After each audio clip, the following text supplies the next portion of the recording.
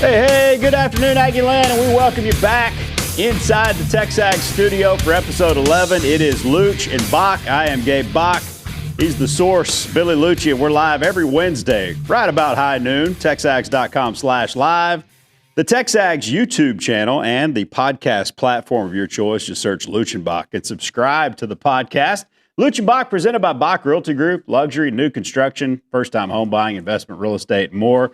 Email me. Let's start a conversation. Gabe at BockRealtyGroup.com. Bock Realty Group, turning our experience into your advantage. Texas A&M takes their 8-0 record and number 3 CFP ranking to Columbia, face number 22 Missouri on Saturday. Kick time 2:30. It'll be televised nationally to anyone that is not a YouTube TV subscriber, coast to coast on ABC. I mean, some of us are thinking about what the heck are we going to do to make sure we watch that game. Missouri 6-2, coming off a loss to Vandy 2 weeks ago.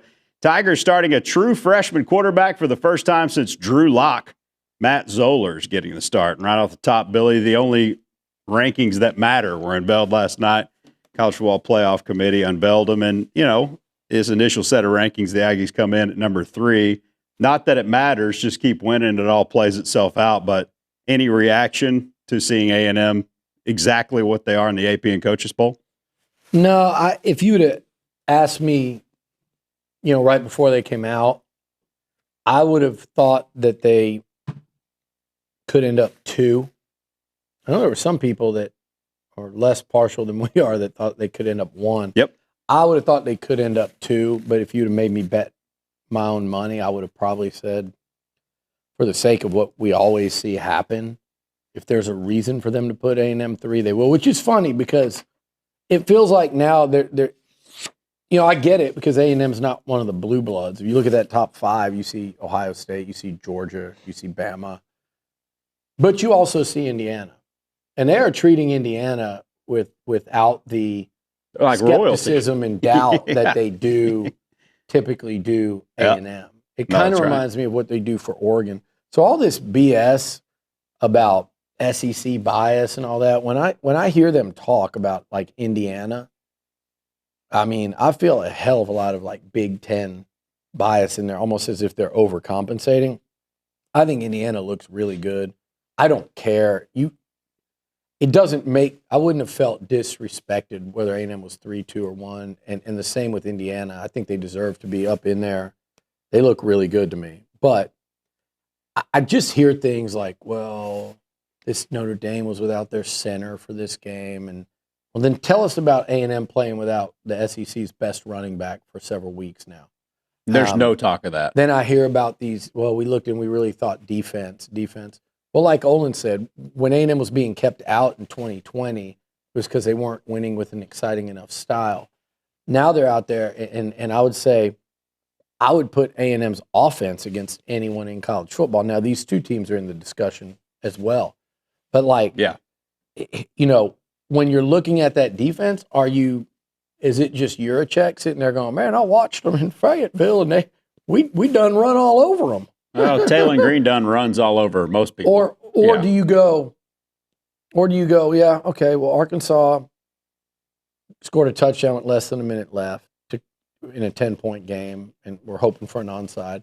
LSU scored a touchdown with less than a minute left, or they would have been shut out completely in the second half. With the third stringers. Down 30 points. UTSA threw a 40-yard bomb with 15 seconds left to backdoor cover. Mississippi State, A&M went on a 31-0 run, and Mississippi State hit a deep ball down 31-3. And there's one other one I'm forgetting in terms of like a last-minute score, and I can't remember. There was a lot of that. Utah State, I think, scored like 14 or 15 in the fourth quarter of a blowout. So that's right. I just want it to all be consistent and constant. And like I like that Texas is ahead of OU. They beat them. But with 2 losses, they're way up there. Are they the highest ranked? Notre Dame is. So Notre Dame's the highest ranked 2-loss team. I believe Texas is second. So if we're parsing A&M and say, man, they didn't win by much against Arkansas. They didn't win by much against Auburn. Are we parsing them for that? Or are we diving into the game and say, well, A&M outgained Auburn 3-1? And A&M, Arkansas never had the ball to take the lead in that game. So should we really hold it against them much? Versus I look at Texas and I go, if they're the second highest ranked, you could say it's because of their wins over OU and Vandy, but it also tells me they are not having those lucky wins literally in the last 2 weeks prior to this week against Kentucky and Mississippi State held against them, which I don't care if Texas does or doesn't, but if you're not going to do it to the 11, don't do it to the 3 also. Yeah. And Indiana, to me, they have played such a bag of nobody that I thought maybe that would in some way be, and people will go, well, A&M's played all these coaches that got fired.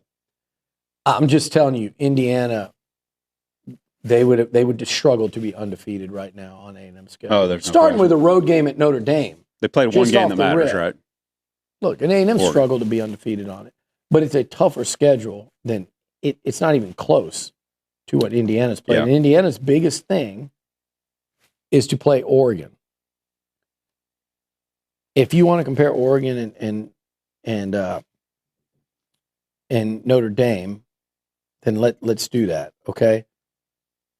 Oregon's only noteworthy win, the only one, that's it, was to go into Penn State and win in overtime, which now a 3-win Penn State bad. To go win in overtime at Penn State.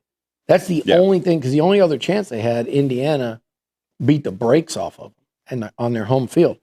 Whereas Notre Dame, they've lost two teams ranked, one ranked number 3 and the other one, and then they both in the last minute. Yeah. And then they both in the last play. Right. And they've beaten USC, that's a much better. So we could go all the way down the rabbit hole, and I just want to feel confident that this group has. And I'm not, when I hear Mack Rhodes speak, I just go, have you really gone down the rabbit hole far enough? Because it's not really going to matter, Gabe. But if A&M goes undefeated, it could matter versus Ohio State. Better believe it. Like, I think Ohio State looks like the best team in the country, and they got that right? But if A&M goes undefeated and beats Missouri on the road, Texas on the road, SEC title game against Bama, there's a case to be made for them to be number 1. And that's a big difference because you're playing the 4 versus these other 2 kind of clear-cut top 3. Oh, for sure. Well, I want to know if they want to separate the 2 Big Ten schools and make Indiana second. Mm-hmm. And then all of a sudden we're 4 and have to play Ohio State in the first game. Yeah. Versus play 2 versus 3. Yep. Even if we're not 1, if we go undefeated, what are we deserved of? Mm-hmm. Of course, that would include a win in Atlanta against a great team. Yeah, and so it does matter, and it does tell you that as we sit here today, that committee likes Indiana and Ohio State. And I think they like them significantly more. Yeah. Downplaying our defense, and they don't know the name of our quarterback, which I think is inexcusable. Maybe I'm just making a Gabe Bock level excuse. It didn't offend me that much, but I still think you're the head of the freaking committee, I get it, national TV.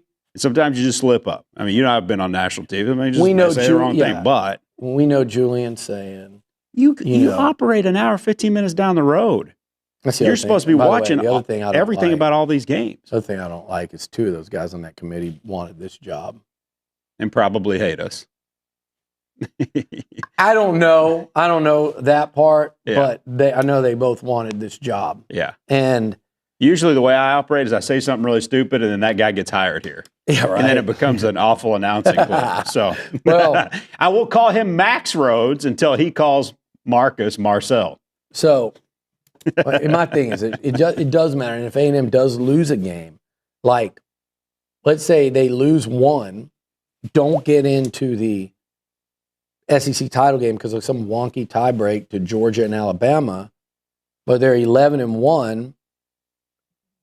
Does this number 3 ranking mean, hey, they view you in such a way that you're not going to bounce back into the top 4, and you have to play a whole nother game? Does that, and I don't think this is happening, but if they lose 2, then you're on, how does that keep you in the playoff in a crowded back end of it? Mm-hmm. So again, like that little one spot, it's not that it necessarily matters today, but it does tell you a little bit to go, is that going to hurt you to get back into the top 4 if you go freaking 11-1? If you go 11-1 and go to the title game and lose, does that not, so what you'd like to see is A&M maybe if they beat a Missouri and a Texas, maybe I think they would hop to number 2. Mm-hmm. A&M at 12-2, I feel very confident they would hop to number 2 even over an unbeaten Indiana because the Hoosiers don't play anyone until that SEC title game. So, and then it's going to play itself out because those two teams play each other. So that's definitely going to help. And then, but to your point earlier, though, and I think the ESPN guys mentioned it, is they've made it very clear they're metrics based, and that strength of record is a proven official metric moving forward. And if strength of record is an official metric, A&M's won there.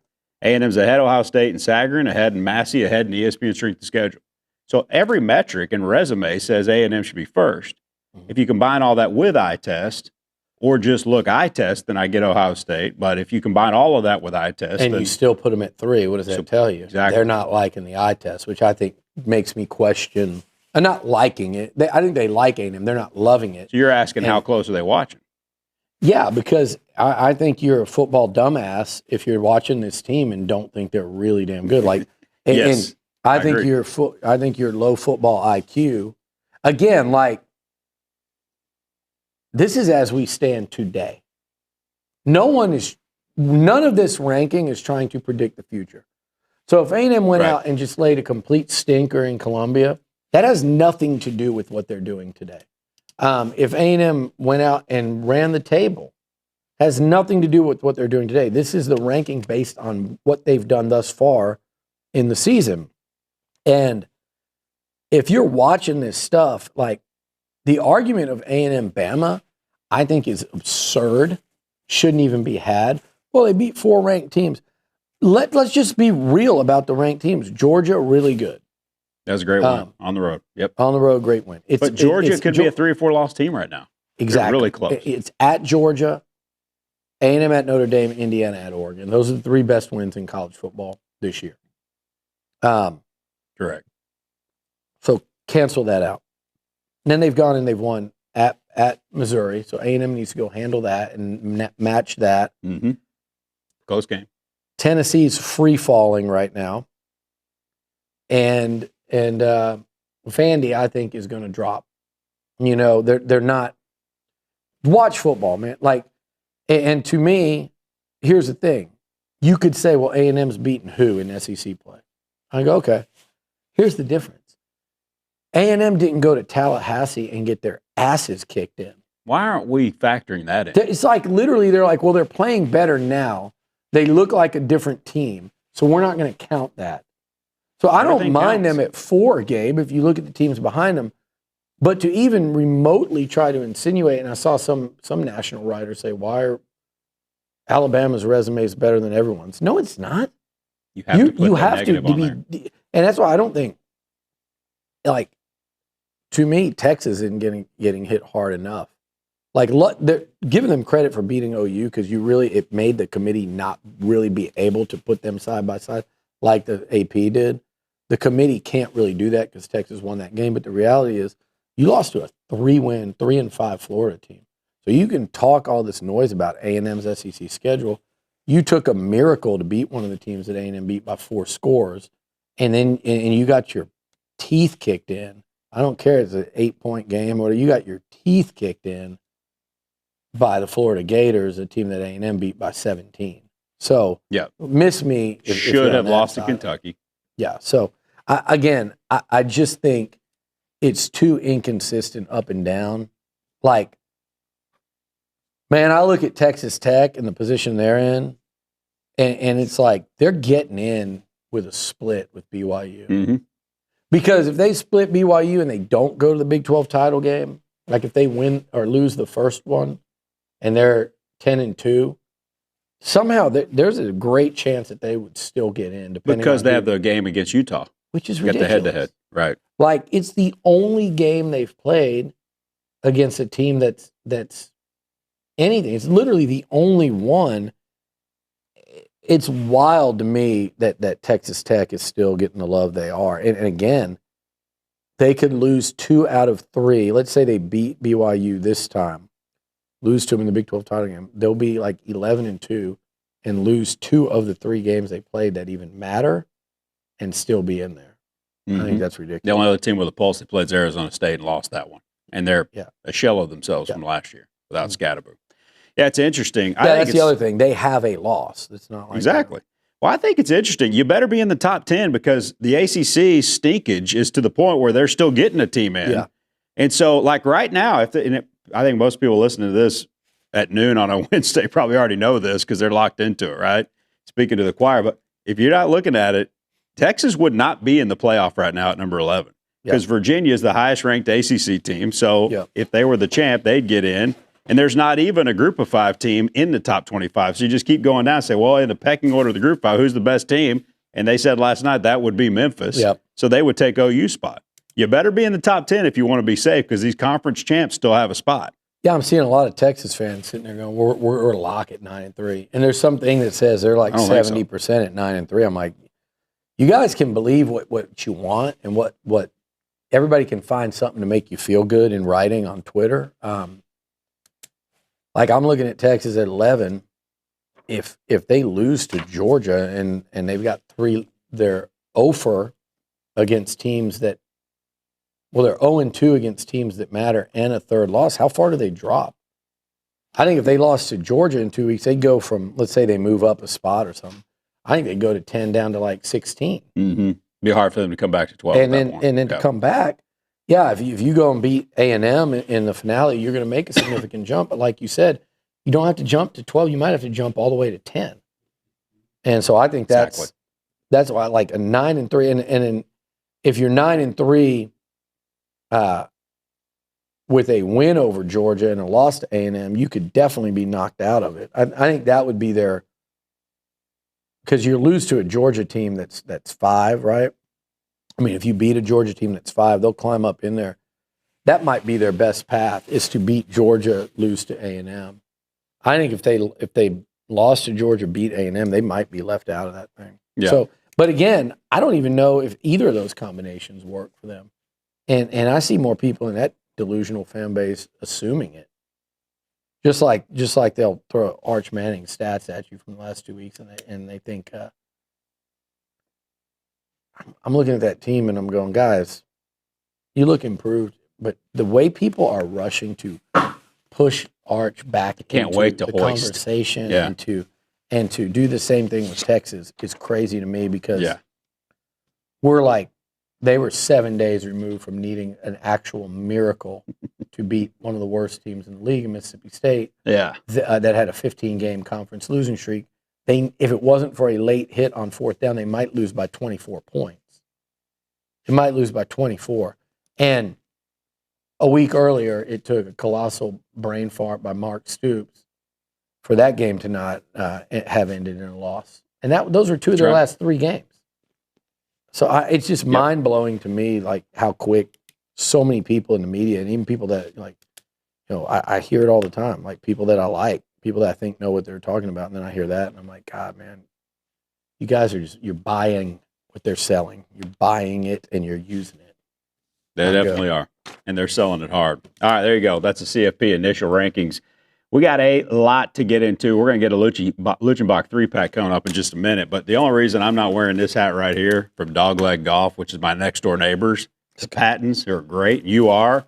But I mentioned last week, I'm hoodie and a maroon TexAgs hat until we lose. That's it. I'm not even going to the warehouse to buy my black TexAgs hat until, as long as we're undefeated. I'll wait until the offseason. By the way, and this hat's getting old. Yeah, it is. Look at it. It's all worn. Yellow. It's getting a little yellow. Green TexAgs. It is. You wear it for St. Patrick's Day. That's right. So we got a new segment from a new sponsor that's going to be sponsoring all over TexAgs, Dogleg Golf. That's LEGG. You go to dogleg-golf.com. This is College Station's newest indoor golf simulator. I don't even want to kind of act like I'm putting it on you, but I will display it because we're on a winning streak, and that's what happens. I didn't even think about where. I just put this on because I like it. Heck yeah, it's awesome. All right, it's a new golf simulator facility right here in Aggie Land. Whether you're looking to practice your swing, play a full round, you can play Augusta, you can play Pinehurst number 2, St. Andrews, and not even have to walk. Just kind of hang out. You can even do a business meeting, have a conference table in there with the golf simulator. Like, hold on a second, let me go hit. Then let's get back to business. I mean, it's a heck of a deal. Golf, Dogleg Golf has got you covered. Top of the line simulators, comfortable bays, a laid back atmosphere, perfect for golfers of all levels. Rain or shine, it's always tee time at Dogleg. Grand opening's November 14th. Opening day, November 15th at 2551 Texas Avenue South, Suite E1. Think like KFC and Brown Shoe Store over there. It's 40 Tempura area. Yeah. Dogleg, that's Legg, dogleg-golf.com. Dog of the week, Billy. In this segment, we're awarding our dog of the week for A&M. An A&M player that's jumped out to us, not necessarily as the star of the game or the absolute best player, but the guy who's been the dog of the previous week. That player who went out there and played with that vicious attitude, put the team on his back. And since we didn't play last week, let's start this segment off with our year-to-date dog. Who's your pick? Oh, man. It's so difficult. That is so difficult, and it's such a good thing. Yep. I'm going to go one on each side of the ball. I'm going to go Cassius Howell. Come on. And I'm going to go, man, it's so tough. That's so difficult. I'm going to go Marcel. Yeah. It's so hard to not split it between 1 and 7, Casey and Mario, because they have allowed all of this, I think, to happen. How good, and they are absolute dogs on the football field. But I just think the guy getting them the football has been so consistent week in and week out. And, even when he's not perfect, he's really good, And I believe it. Just the Craver went for 200 at Notre Dame. KC put on a show in Baton Rouge. Those are like your 2 biggest wins. But Marcel was also brilliant in both of those 2 games under the circumstances. I'll go. Yep. It's tough. I mean, you could easily pick 3. You could sit here and tell me your dog of the year so far as the A&M line. Like, this 100%. Is why they're where they're at, because that is a tough call to make without question. I love it. I love that. Yeah, Marcel he's had that attitude this year. Yeah. He's a runaway Heisman winner away from Kyle Field, which is freaking hard to do. Yeah. Really hard. My dog of the week, going back to LSU, I will go with KC. Yeah, just absolutely. The early touchdown and just that punt return, that epitomizes dog. Oh, yeah. To hug that sideline, you would have never thought he could house that thing. Yeah. You know what I thought? There goes Davis. Hey, he's going to win the football game. And the way that he kind of spins out of just, powers through arm tackles, it's especially effective in the punt return game because you got guys kind of running past you and momentum and stuff. Mm-hmm. But he does it after the catch, too. He had a play in that game. It was like maybe for about a 15-yard, 18-yard catch and run where he caught it and cut up that field. And then most guys are going to go down, and he saw one more little cut to gain about 4 more yards and did it. Yeah. He's a freaking dog. He is a freaking dog. And by the way, so is Craver, and I could see Craver having a go-off game. I can't wait till they both go for 100. One of these SEC games, I think Craver is going to have another, massive football game. Yeah. I'll go Cassius Howell for no other reason than that video that surfaced in the LSU game. To me, it was so Tommy Moffitt personified. It's the attitude that LSU always had and now doesn't. It's the attitude A&M always hoped for and now has it. Why? Because that dude's sitting over there in the strength and conditioning chair. This sucker, Cassius Howell, sitting here, wasn't even in the top 2,000 of his signing class, goes the long and winding road through Bowling Green and gets here and then has to back up, knowing he's a beast, but all he did was keep his head down and go to work. Now he's 10 sacks in 8 games. This guy is just emerging as a first-team All-American. He was a Lombardi semifinalist. That was announced this week. Yeah. Awesome. Hope he's a finalist. He may win the thing. A&M could have a lot of National Player of the Year finalists. You're talking about Joe Moore. Mm-hmm. You're talking about Concepcion and Craver in terms of Biletnikoff being in the running. Yeah. You're talking about, obviously, Marcel. I mean, there's a lot. And and Cassius. Yep. I don't know about any other defensive guys. I love how Lee and Ricks have played, but I mean, as far as like we're talking about national awards, I think it's Cassius, it's Marcel, potentially the 2 receivers and that offensive line. That's a lot. And what does it remind you of? It reminds you of the 2012 team. Mm-hmm. Yep, absolutely. You had Jokel cleaning up. You had Johnny. It really does. Mike should have won the Biletnikoff. Was he even a finalist that year? He was a finalist the next year. He should have won it that year. Right. That's the year he should have won it. Yeah, absolutely right. No, so, I mean, it's fun times. And I'm going to tell you the other thing. Runner-up for Dog of the Week for me, Jamarian Morrow. Oh, man. All I heard was I love him. All I kept hearing about was LSU's freshman running back. Kept hearing about him. And it was Jamarian Morrow with 2 touchdowns. And yep. Showing just that run was real. If you watch that run, that is a really nice touchdown run through traffic, showing what he's got. And then such burst. Then on the screen, like I've said before, he reminds me of Clyde Edwards-Helaire. If I'm not mistaken, Helaire was 23 as well for LSU. I'm not sure, but you're right. Probably reminded LSU fans of their former national championship. Was he first or early second round draft pick? And the more I think about it, you may be right. Mike might have been a finalist in the Biletnikoff as a freshman. I was thinking about when we interviewed him in Orlando. Yeah. And I thought it was the same year we interviewed Johnny. I could be wrong. You might be right. Stedman Bailey, is that the number 2 receiver from West Virginia, I think, won it, which is wild. No, Cooks. Brandon Cooks. Oh, that's right. Brandon Cooks won it that year. Wild. Because the second year, Marquise Lee was a Heisman finalist. So did he win it that year? Yeah, I think so. He was in New York. You're exactly right. All right, Looch and Bock. By the way, so there you go. We're going to do an underdog of the week just for fun, thanks to Dogleg Golf. But go to Dogleg, that's 2G, LEGG -golf.com. Check them out. Mid-November, they open up. Great. They're my next door neighbors, and they do an awesome. I can't wait for it. It's going to be fun. All right, Looch and Bock 3-pack. Billy, through 8 games, who are the 3 best football players on the roster right now, in order? 3? Yep. I'm not participating in this. I want to know your pick. 3 best football players, for whatever reason, in order. Man, I don't.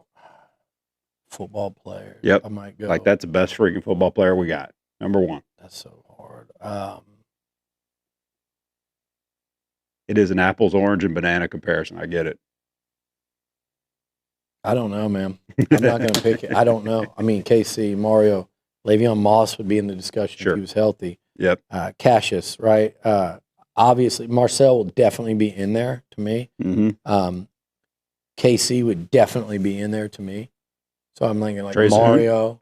Well, see, Mario, Cassius, and you stole my little sleeper pick in there. Was just going to say Trey Zoon. So, yeah, I think those. It's hard. Those 5 guys would be. If you told me to rank a top 5, they would be the 5, and I don't know the order. Yeah, that's good. All right, through 8 games. And I don't even know that Trey Zoon has been the top performer on the A&M O-line. I mean, I love what I've seen from him this year, and he's playing, I think, his way into a lot of money. I think he should be a first-team All-SEC pick. Yeah. But it's not. So with that said, I still don't know if you went that room and saw who was grading out the best or asked the coaching staff, hey, who's been the best O-lineman? Don't know if that answers it. It might be. It might be like a lay down. Oh, man.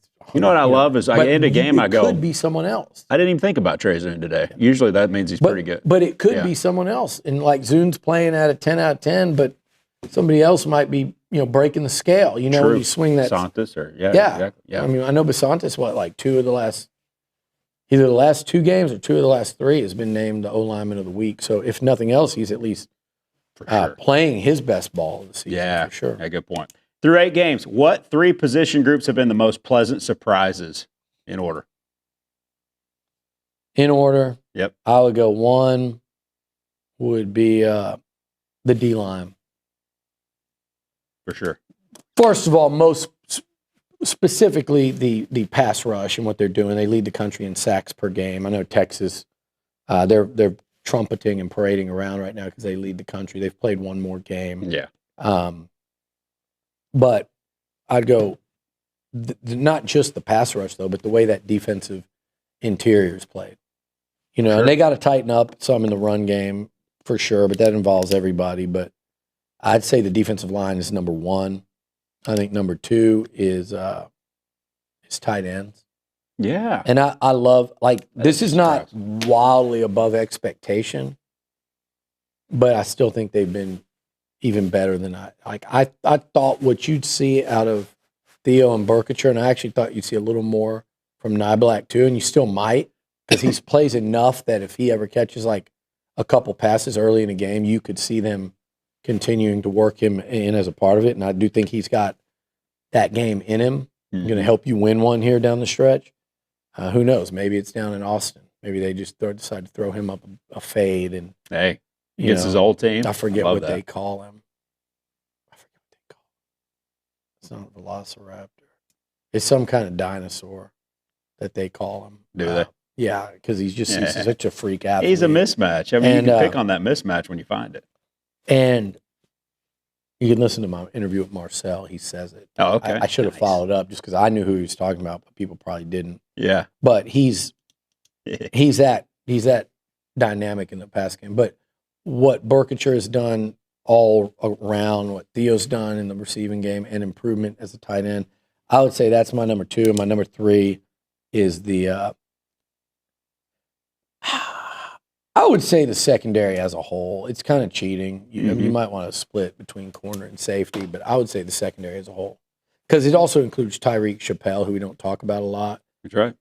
Ricks, Ricks and Lee obviously have both taken tremendous leaps, and Lee was already good. Ricks is the most improved player on this football team. I think Dalton Brooks has taken big strides, and Marcus Ratcliffe just quietly goes out there and balls out every week. Totally. Agree. Now, with that said, they've got 2 interceptions this whole year as a defense. Yeah. One is by Damian Sanford. Probably dropped 4 or 5 of them. They dropped, and Dalton dropped what could have been a pick 6 in Baton Rouge. It was a good play by him to be there. And then, with that said, like, that's another thing I think they have in them, and they have it coming, is have a 3 interception game. And those are available to, I know people are saying, well, Arch Manning's only thrown 1 interception in his last 2 games. Well, it was a bad interception against Mississippi State. And he's generally he was throwing against really a prevent for a lot of that Mississippi State game. And that was a mistake they made. And then he also was throwing bubble screens and running back swing passes almost the entire game against Vandy. So it's a misleading stat. I think between Arch, Sellers, and Zoller, an inexperienced guy, there should be opportunities to get your hands on some footballs down the stretch here. And I do want to see this defense start coming away with takeaways. Yeah. But particularly, I say defense, the secondary getting interceptions. All right, let's do this, Billy, in light of Hugh Freeze. The third question is, rank the SEC openings. I know there are technically 4. Okay. But rank them in terms of, if you're a coach and you know hundreds of these coaches, and they're looking at these jobs, hell, you know coaches on all these staffs. One of them's the interim coach right now. I had one of them call me the other day who's got multiple options right now. It's going to be really fascinating to see where he goes. So this is like a 3, but it's actually a 4. So 4 is Arkansas. Exactly. We know that. Rank the other 3 then. 3. In terms of like, this is the best job, and this is number 2, this is number 3. Number 3, I would still say it's Auburn. Agreed. And I know there are people that disagree with that. I would still say it's Auburn. There's a reason some of these places don't win as much. And Auburn, to me, like, you could say it's, they're hiring the wrong guys. And to some level, I agree with that. But it's also like, how are you running things there? What kind of,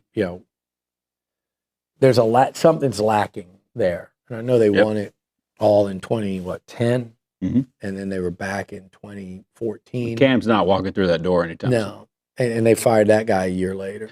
Since A&M's been in the SEC, they're about to go into their 5th coach in 14 years? Yeah. Is that right? Harsin, Malzahn, Freeze, and Chiswick, and then the new guy, whoever they hire. It'll be 5 in 14 years. Yep. So something's wrong there. And then number 2, I think I'm going to go Florida. Yeah, I agree. I know there's a lot of issues at LSU right now, though. Yeah, there are, but if you're talking about today, then I'll go Florida 1. Like if if I've got an option to coach at one of these spots, I don't know who my I would go president is. Florida. I don't I'm know who my also AD the type is. of person that would rather live in. It's not so much Gainesville, but what you're around versus Baton Rouge. There's no question. So that, as a human being, as a person, I would rather live there than Baton Rouge. And I like Louisiana a lot, but plus I the like rambling Florida. man and governor who's way involved. It's like there's a lot of stuff there, and I like Florida a lot more, regardless of whether I like Louisiana. Oh, for sure. So, but as far as like job, chance to win a national title, what you'll get paid, environment, and here's the biggest one, like recruiting base. I know Florida's in Florida, but still, Louisiana, you own that state. I would go LSU normally number one. Agree. I agree with you though. Right now, today, if I'm like, say if Lane Kiffin in his head is like, I'm leaving Ole Miss, I would take Florida over LSU today. Not normally. Totally. I agree today as well. All right, interesting. That's kind of why I asked remember, it. Edo and Les Miles won national titles. Yeah, well, look, if I'm getting a job, is Moffitt coming with me or not? I like that he wants to buy a house here. I'd like to help him with that. All right, buy, sell, rent, presented by 12 Oaks Reserve. Listen to this, 12 Oaks Reserve, an all-new master plan luxury community coming to West Bryan. I think everything's coming to West Bryan. Catch me in 20 years and be like, Gabe, you're damn right. I mean, it's the new frontier. I'm telling you. 12 Oaks is right next to traditions. More than a neighborhood, it's a retreat beneath the branches of history. Colonial plantation-style architecture, 32, only 32. Thoughtfully planned and spacious home sites, like 300 huge trees on the property.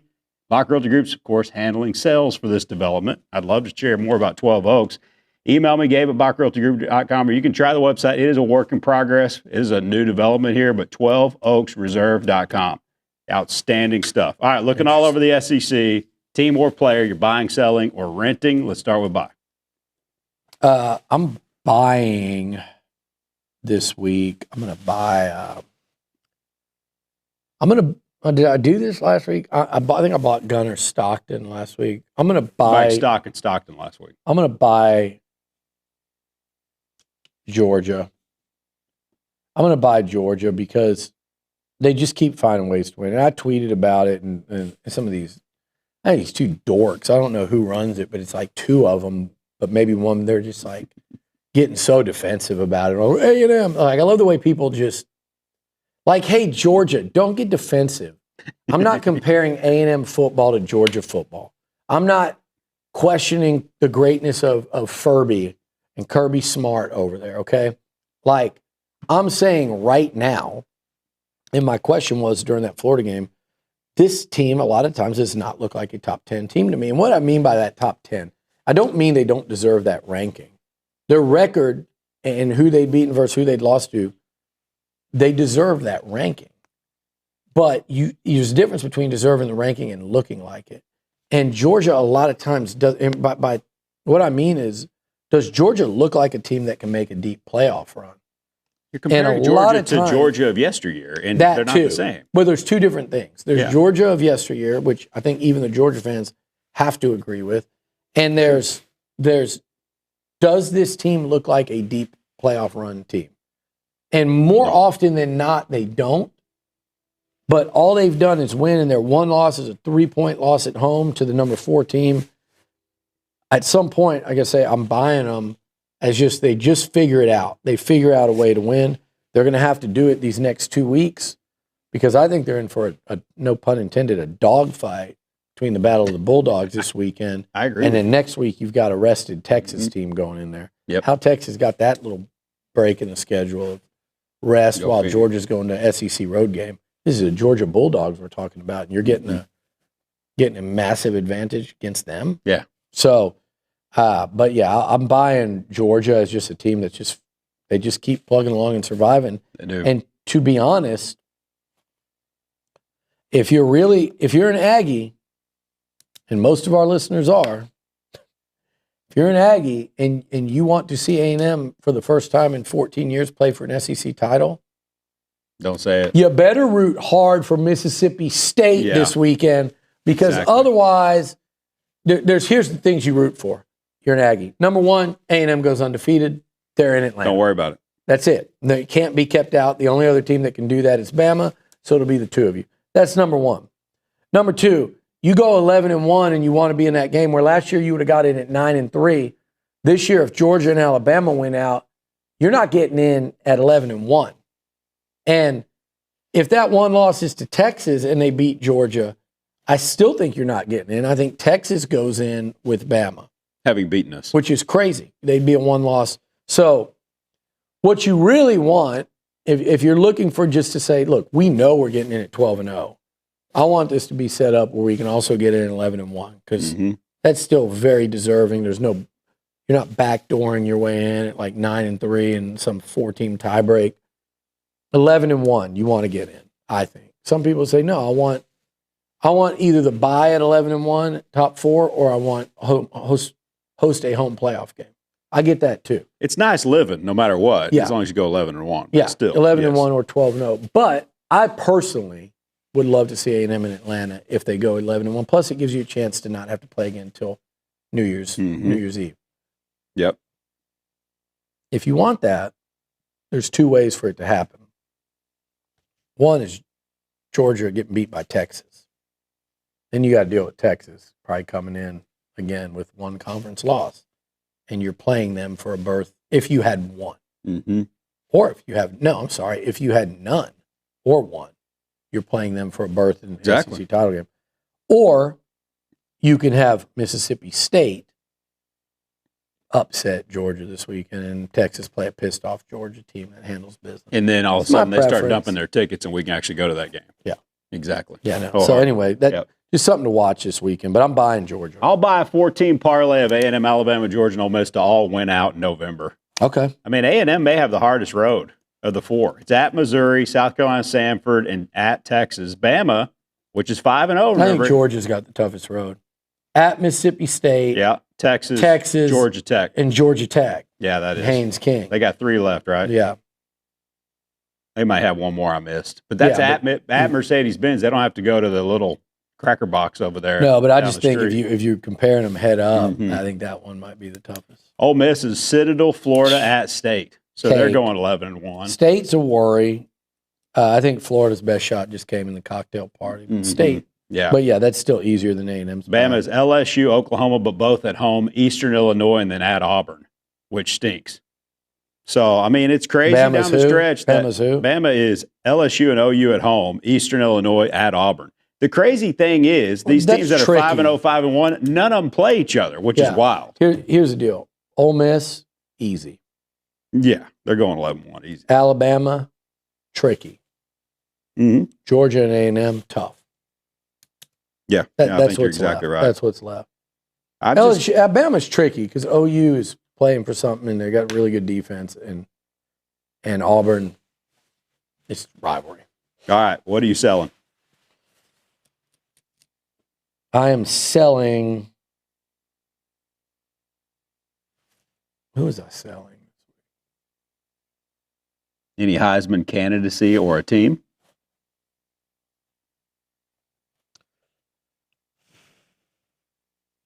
In the SEC, I'm not really selling anybody that we haven't already sold. I think you know who else I might be buying quietly nationally? Keep an eye on Iowa. They got Oregon this weekend. Totally, think so. They're the one team that tested Indiana. I think they might get that win. They could go 10-2 if they get this win. Stat of the season. If they get that win, they can go 10-2. Stat of the week, Iowa has scored 35 or more points in 4 of their last 6 games. Remember when Iowa couldn't get past 17 for 5 years in a row? They're quietly an interesting story. Once nepotism left the building, they kind of figured out an offense a little bit. As far as a sell, I think that's an easy one nationally. I think everybody's selling. Take your pick. Are you selling Cristobal? Are you selling Beck? Are you selling Miami? I'm selling all 3. And this whole thing about Miami and Notre Dame, I get it, man. It's like they play. Wasserman is losing his mind. Ari, he's already just really unhappy on that show every week. Staples is like the energy guy. Ari's like he's just like angry Ari is what I'm going to start calling him. I love their show. But and Ari's my dude. We started off with a feud on Twitter years ago, 2020, the playoff race. I think I Johnny. remember that. Yeah. And but I remember that. But he's just imploded over this, and I get it. I get the concept of it, but I don't think you're picking Notre Dame on vibes over Miami when you say, well, and I feel it. Like if it was A&M on the flip side, I'd be losing my shit, right? Like, oh, Miami, we beat Notre Dame and they're ranked ahead of us and they're going to keep us potentially out of the playoff. How does that make sense? And I get it because I know you played in August and this would be decided in December, but you still played. But they've wet the bed and like you crazy. beat them. But you're not ranking Notre Dame on vibes. You're ranking them on their resume. And I know they had a close game against BC, but they still beat them by what? 2 touchdowns? I know it was close. I watched a lot of that. But Miami is going in the toilet. And if you're watching football right now, you understand that. And you also understand that they have played such an easy road now lately. And look, you could say, well, Louisville's good, and they played that. Yeah, and Louisville is made that big hop up because they beat Miami.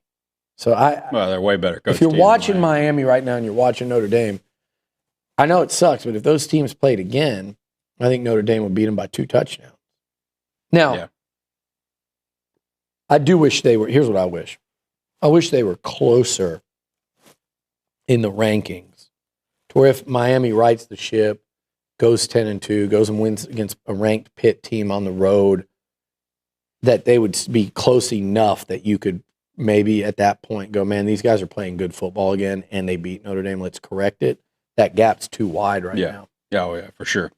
All right, I'm selling Auburn as a winning football program, and I think it's going to take a long time. I mean, you find the right coach, you can do it. But since 2020, Billy, this may surprise you. I don't know.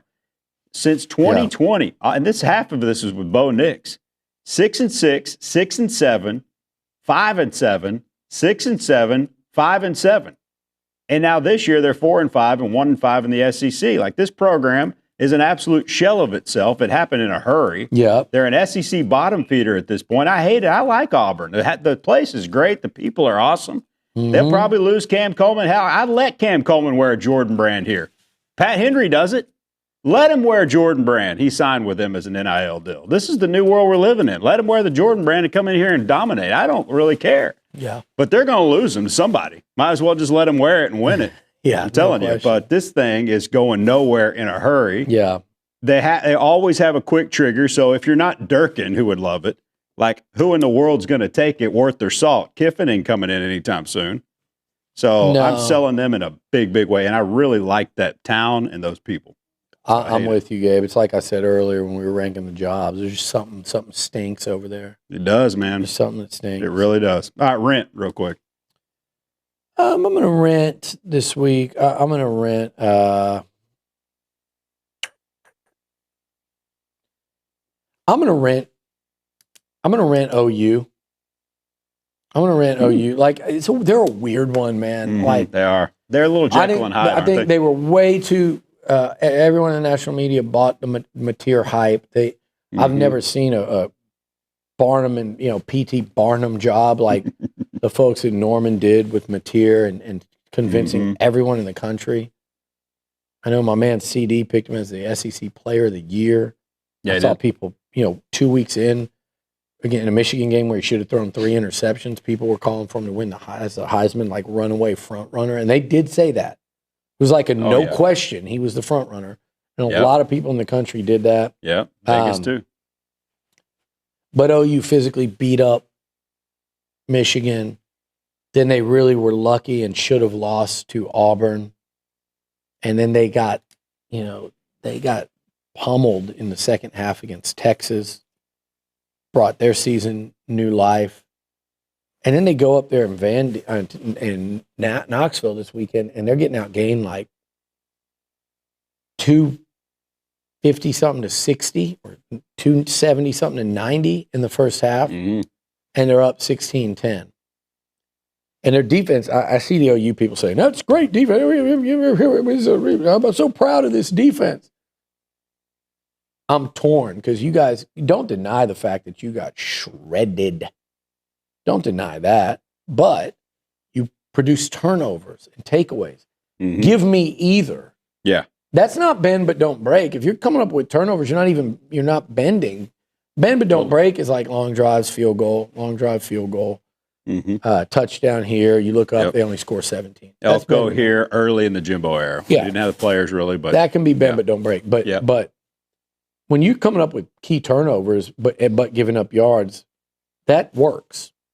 Because Tennessee's points with all those yards was 10 at halftime. So, like, I'm torn on them, but they went into Knoxville in they called it dark mode. Tremendous environment. Tennessee's playoff hopes at stake.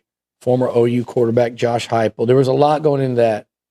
And Brent Venables, they were coming off that Ole Miss loss where I said they kicked Michigan's ass. Ole Miss kind of kicked their ass up around down the field there. They did. And I know the score wasn't – there was one where, again, you were going, how's OU even hanging around here? It's because of Lane Kiffin and his fourth down insanity, which he tends to do. Yeah. But to bounce back and go win in Knoxville, I give OU a lot of credit.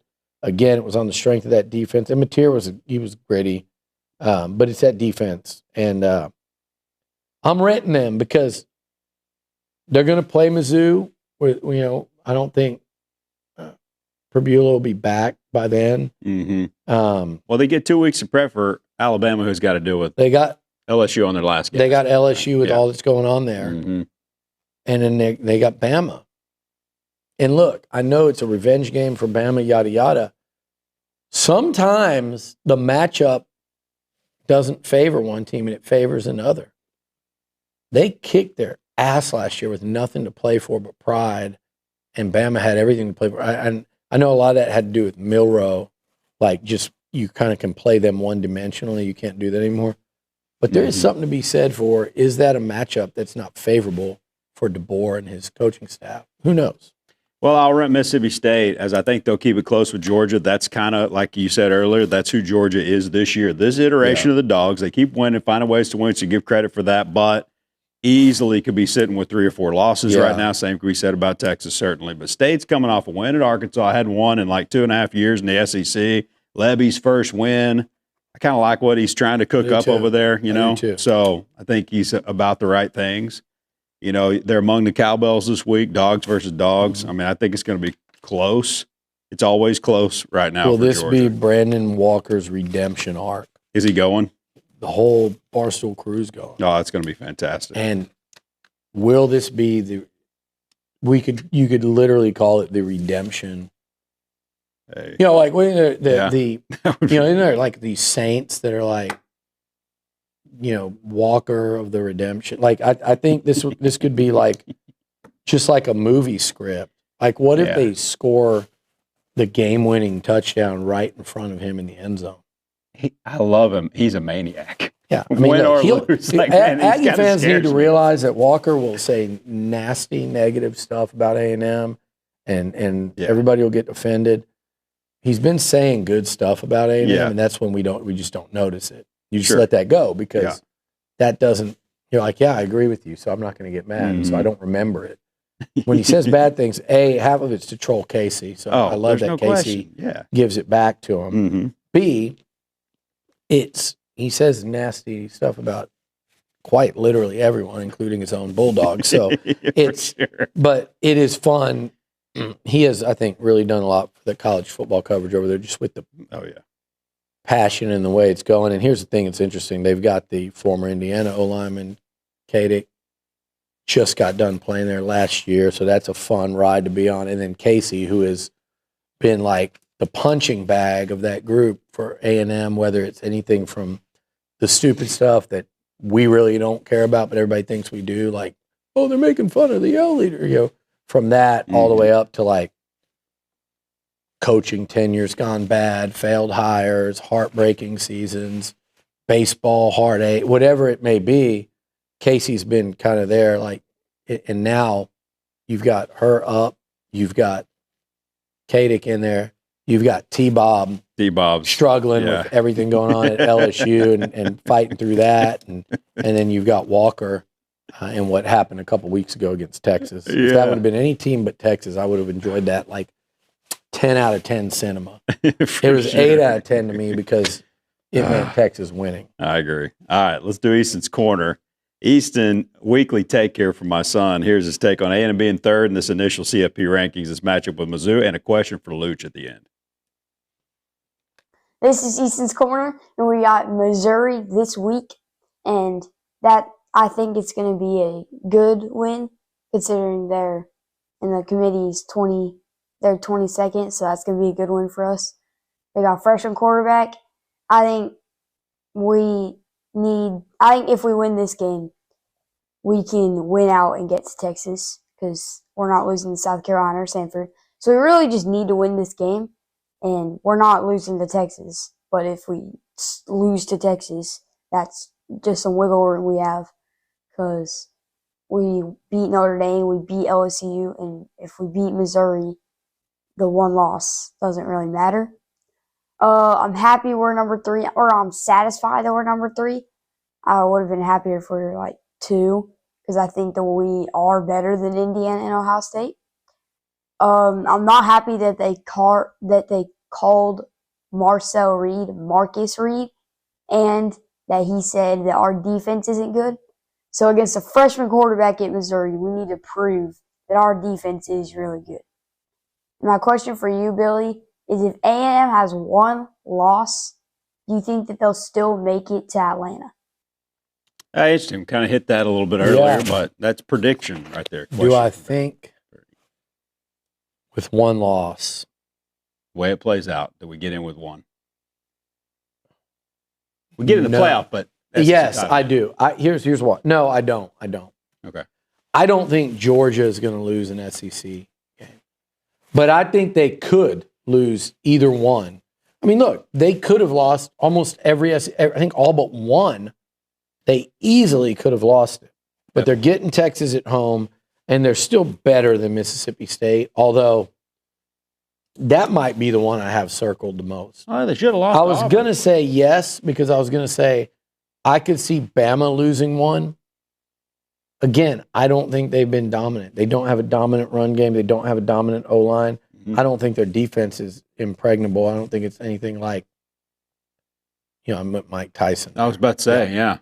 I don't think defense is impregnable. I don't think they're, like their defense is anything close to what we used to see under Nick Saban. Not even close. They're not above losing to LSU, Auburn, or OU, particularly OU. But with that said, Alabama would have to lose 2. So I don't think a one-loss A&M gets into the SEC title game. But here's what else I think. I think the Aggies are better than the 3 remaining SEC teams they play, starting with this weekend at Mizzou. If you want to talk real quick about that game, because we're going to talk about it a lot on Friday on the show. But, the key in that one is going to be if A&M can stop Ahmad Hardy on early downs, if they can stop that running game, there's no doubt Elko can do a lot to a freshman quarterback with that pressure. And because he'll have the ability to get there with 4, and then sometimes you show the pressure, then you don't bring it, or you just sit back and make it.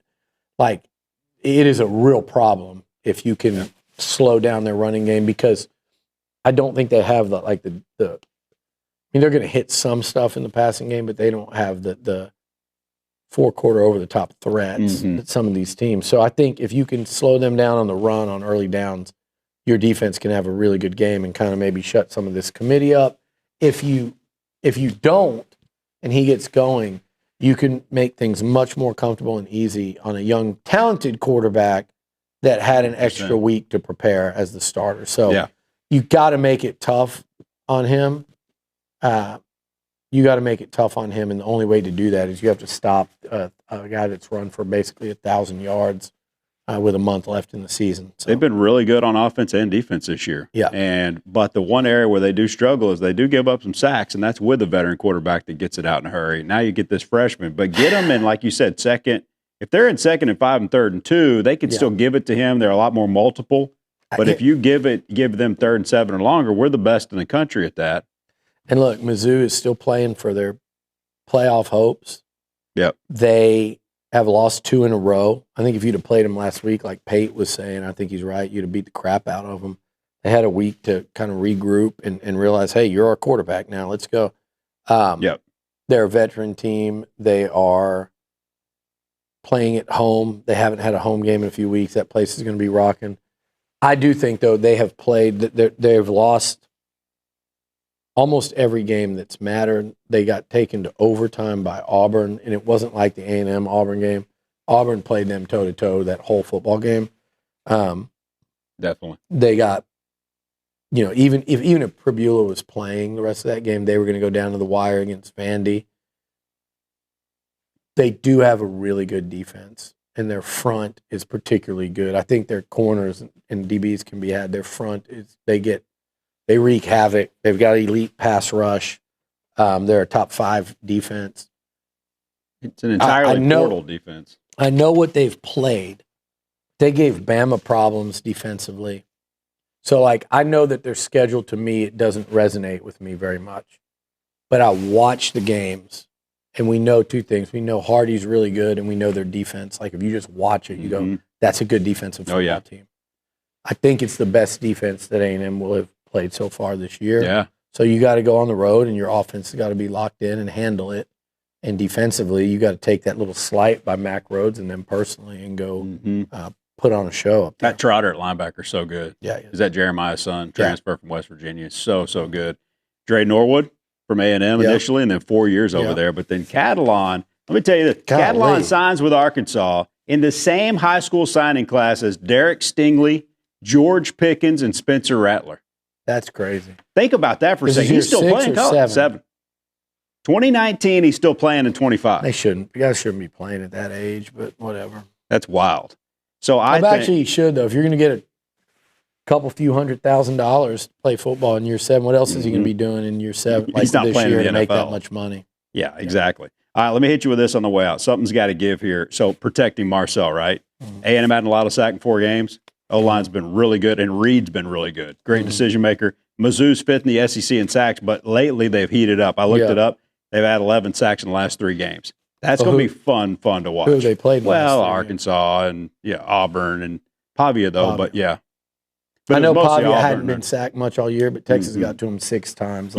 So I do think you look at who again. This is why you spent money in the portal to go get these linemen back. Everybody gets excited and rightfully so about Craver and Concepcion, but a big part of A&M's success was being able to bring guys back. And you look along the O-line and everybody from Crown over. And I'm not saying them leaving would have been the smart decision, but so many times in the past we've seen that happen. Crown over,